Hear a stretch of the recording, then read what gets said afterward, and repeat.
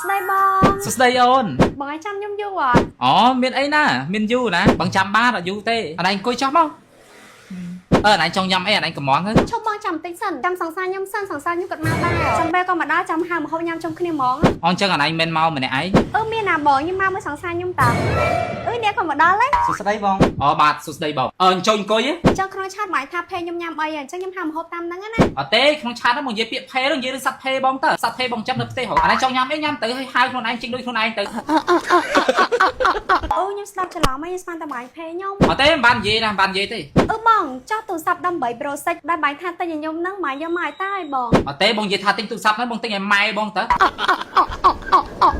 បងបានថាទិញឲ្យអញណាអញស្ដាប់ច្រឡំមែនបែកមែនមកតែបាយទិញឲ្យខ្ញុំខំអូប្រាប់សង្សារខ្ញុំអូយគ្មានអារម្មណ៍ស៊ីអីអង្គុយយកដូចឈឺច្បែកក្តិតអាចតល់ហ៎តំបន់សិនឌីជួយឲ្យពួកអាបកាច់ឲ្យអត់តន់ទៅវិញហ៎